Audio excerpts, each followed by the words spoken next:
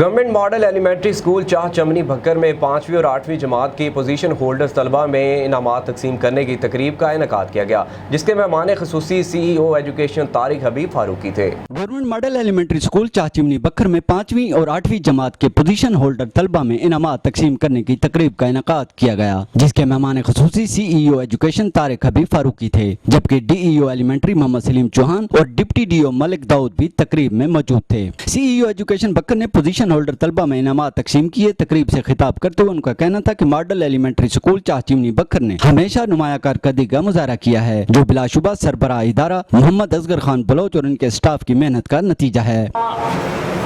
جون سے ہماری یہ جو سکول بیس اسیسمنٹ ہے شروع ہوئی اور 30 جون کو یہ اینڈ ہوئی، اور 30 جون کے بعد آپ کا رزلٹ ہم نے اناؤنس کیا، اور کچھ سکولوں میں ہم نے یہ کہا کہ گورنمنٹ کی ہدایات کے مطابق